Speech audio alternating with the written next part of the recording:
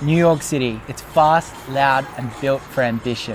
For me, this wasn't just about seeing the city. It was about bringing Daily Mentor to the heart of America. This is where so many of our students are building real businesses, and it's in a country where entrepreneurship is a way of life. We're on a mission to make as many millionaires as possible, and New York City felt like the perfect place to plant the next flag.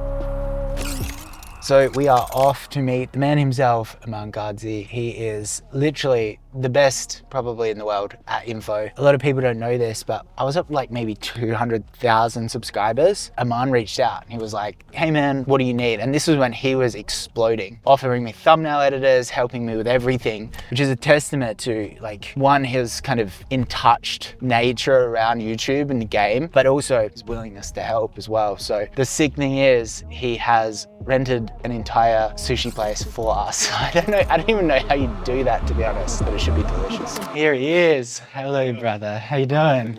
Good to see you, man. See you. Ready for some omakase? I'm so keen.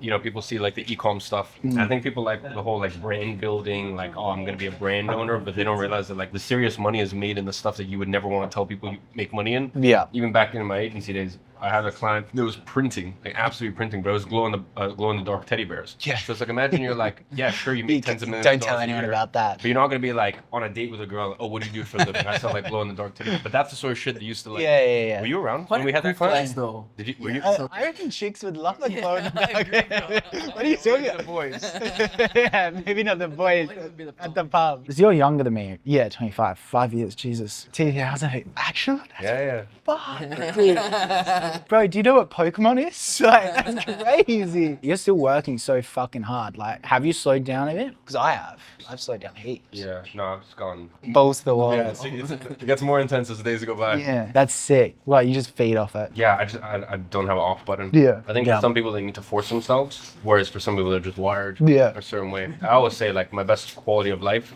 subjectively was 4 years ago, 4 years, Yeah. 5 years ago. I think my best quality of life is now. I'm less attached to the results of the companies. I've got people in charge of all of the companies, multiple streams of income, some cash flowing, some building enterprise value. And I'm just taking it like less seriously. Like I'm just enjoying the process rather than that. So like, I don't know if it's like the amount of people that you have. I guess it's just how attached you are to the outcome, I guess. Yeah, well, that's true. 5 years ago, you were like, I'll never stop, that kind of stuff. Yeah, but I think for me, success is being honest of what you actually want in life and just having a life that's closest to that image as you want. Now, for some people, that's like working 5 days of the month, and yeah, maybe they can make 10 times more money, but they just don't need more money. I think sometimes it's about chapters as well, like, Yes. you know, moving into different chapters. I mean, bro, you've been through a lot. Fuck yeah. You know, you Wouldn't change it. Wouldn't change it for the world, you know? Fucking love it. How's the beer going down? Toast onto the bottom. Yeah, let's do it. Ooh, you lost, Alex. Never challenged an Australian, mate.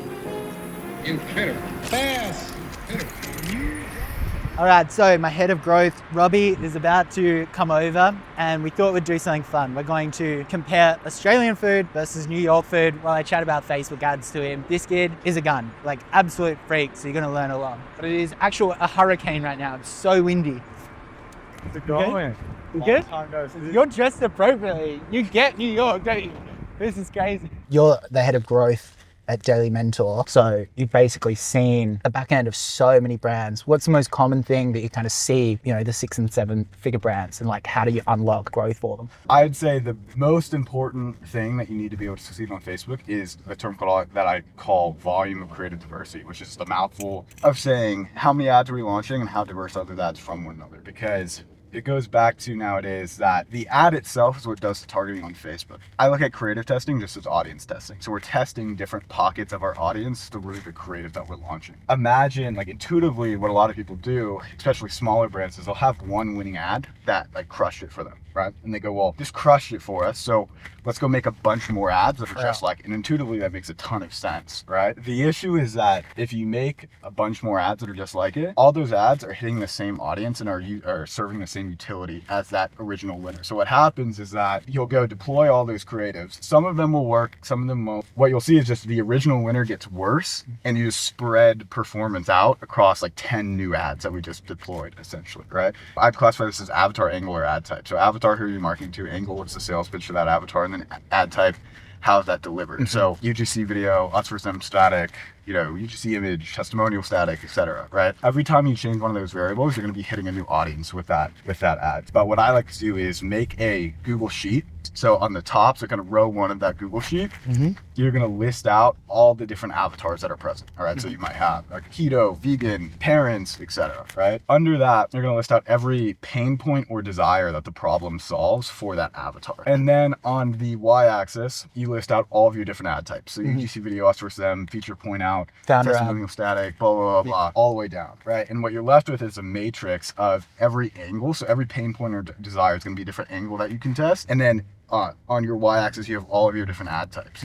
So what I like to recommend to people is that, okay, you're going to start with your winning ad type that's historically working ad account. So let's say a UGC video. I'm then going to take that UGC video and test all of the different angles for a single avatar as a step 1. And what you're going to find is that some of those angles work, some of those angles don't, right? So let's say we test 10 different angles, 3 of them perform in the ad account. What I then be doing, take those 3 winning angles, now test them with all of the winning ad types. And then what you're left with is, okay, you found winning ad types and winning angles, and then you repeat. Love it.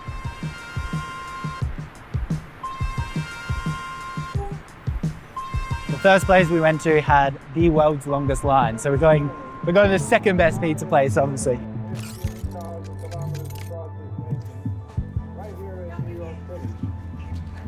Oh, we're going? Yeah, you'd be gone. Okay, 1 bite. And then we'll go bagels. This pizza is insane. Like, it's so good that they reheated it. It's on Australia. Anyway, let's get a bagel. A New York bagel is the greatest thing you'll ever eat. Driver's choice. You take us to a bagel place. Pressure's on. I didn't take your coffee recommendations. I take your bagel recommendation. I'm Australian, so I don't know what I'm doing. I got plain, you got everything. What's everything? Yours will have seeds and stuff on the outside. It's not everything, is it? You don't want to be like a chicken bagel guy. Yeah, is that ruins the authenticity of the bagel? In my opinion. Man, I'm so full already from that pizza. You don't eat it like you don't eat it like a sandwich. What? You take it apart. No. This is how you eat it. You take it apart. So now I have 4 bagels. It's good. Pretty good though. We'll go to donut. We'll go to donut and we'll wrap. Let's get a donut. The big thing that I've tried to do over the past year and a half, 2 years is I value myself for more reasons than just the success that I have at work, because there's always going to be someone who has more than you and who's done more than you. So I don't know, does that feeling ever go away? The people that are constantly trying to impress other people or beat other people will constantly be unhappy. It's about intrinsic versus extrinsic reward. If you're playing the extrinsic game, you're always going to lose against those bosses. Our desire comes from competition. A lot of people, that's how they become successful. They're competing with people. Then you go into this other thing of hanging out with good influences that aren't trying to compete with you, and it allows you to kind of drop your guard. Like Robert Herjavec would be one of the best ones. He's a billionaire. He's still a competitive person, but he's doing it for the love of the sport. And you never feel like you're trying to one up him or be smarter than him. And he doesn't bring that out of other people as well that are probably more successful than him. And when you have those good influences, it allows you to drop your guard a bit and focus on what are you actually doing? What value are you providing in the world? All we talk about is ads, how cool that is. We love the sport. We love the growth hacking side of things and that kind of stuff. So I think it's a lot about is it materialistic or is it intrinsic conversation? Donuts. I did a whole YouTube series on creme brulee donuts. This is going full circle. Going full circle. You know who you want. You won't know me unless you like e-commerce. He can translate. He's my translator. My favorite artist, that's it. So I speak Australian. Okay, you speak Australian? Crikey, mate. Crikey. Yeah, crikey. Wait. Yes, good. Thank you so much. Appreciate it. You have a good day. So then you're performing in town? Performing in town? Yeah, I'm a rapper. Can you tell? Yeah, I can. Yeah. You want to have a rap battle? I'm a straight. Absolutely not. You've called me out in a straight line there. Oh, whoa. For the video. I'm not a food blogger, by the way. I love it. Thank you.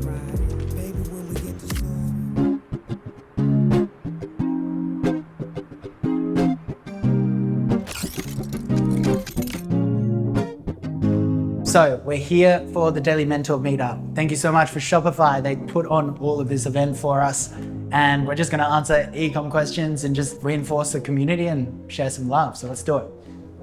The next hire that you need is an executive assistant. Literally will change your life. Make sure that they can help you with personal things like laundry, picking up groceries. You mean like for everything? Everything.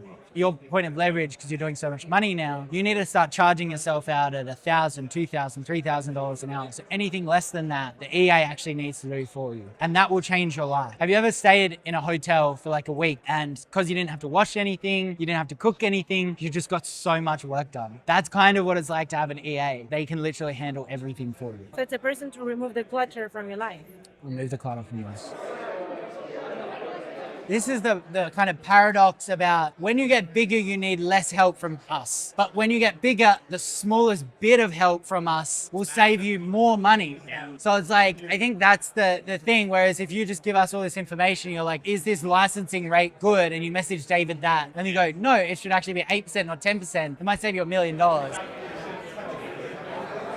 Do you notice the brands that engage the most have the most success? If you see like a correlation? It's not necessarily the brands that engage the most, it's the brands that implement the learnings the most, right? Yeah. Like so many people ask questions and then they don't implement it, and then they come back and they have some level of victim mentality. Yeah. Which, by the way, like we are here to be emotional support as well. I don't judge someone to be like, come back, it's like, oh, my business is still failing. It's like, Yeah. I'm not gonna blast you because they know how complicated things are and stuff like that. Yeah. But the best people, I will tell them to do one thing and then they'll come back and then next day it'll be done. I have a lot of mentors, and previously I know that this is a negative of mine, is I follow blind advice. Yeah. So I really respect you. You're worth $1.5 billion. Yep. You tell me to do something, Right. I'll just follow it. Right. Now I've realized that I need to push back and give them full context, because if I come to you for advice and I want a certain outcome, I can easily frame my question to you to tell me the outcome that I want. Right. So the more dialogue and the more pushback you can have with each other, Right. the more likely you're going to find truth. That makes And that's sense. important. Dude, I appreciate it. I appreciate all the help. Love it. Awesome. You'll crush it. So Shark Tank, Daily Mentor, you have access to all these different brands that you're seeing. What's your biggest insight? What's working right now? What's not? Where are the brands? So I've told you in my range, 10 million. Where are you seeing the downfall of those brands? How can we improve? Biggest downfall is always around the longevity of the products, especially with e-commerce. And it's because there is no true moat in e-commerce, right? People are like systems, processes. These aren't true moats. Like you've got network effects, that's a true moat. The only true moat that's potential in e-commerce is brands. You're at 10 million, respectfully, you don't have a brand. No. I don't even really have a brand at fucking 150 million. Yeah. It's like this race between the business declining so quickly due to product fatigue and your ability to create brand to replenish that product fatigue with new product. Yeah. So everyone here that is crushing it, and I think that will make the $100 million mark, is that either has their product flywheel or enough of a product flywheel to build a brand. Brand is like multifaceted in terms of your ability to create impressions, your ability to create customers to touch your product, because that'll reinforce the brand more than the impression, right? The message that the brand has to actually emotionally connect with a person to be remembered. There's so many different components of it, right? So the best people have different components of that, but I would say the main thing is their ability to get enough product into people's hands and create a secondary product that connects in the same way. Thank you very much. No worries. Look, it's crazy surreal standing in a room with all of you guys. I mean, a lot of us have been on video calls with one another, wondering how tall each other is and, what it's actually like to be in person. So the fact that all of you showed up to this from all the different places all over the world is awesome. And I think this is proof that as much as we all love what's happening within the community and within Slack, like in real life is awesome. And we're going to do a lot more of these. So tonight, let's set the standard for what the future of them should look like. And we are so grateful for all you guys being here. When we started Daily Mentor, we thought the one-on-one mentoring was going to be the main thing. But I think what we're quickly realizing is it's the community, right? It's the sharing of knowledge. So we really appreciate everyone sharing so much. Great. Thanks for Cheers. being here, guys. Let's go have some fun, yeah? Leaving New York City, I felt something different. I've been building businesses for years, but this community, this mentorship, it truly is something else. It's becoming bigger and better than I could have ever imagined. Meeting students face to face, it reminds me why we do this. It's not just about revenue. It's about giving them a shot to build the dream business to change their life. The vision for Daily Mentor, I want to create as many 8 and 9 figure founders as possible, not just through strategy, but through mindset, accountability, and real support.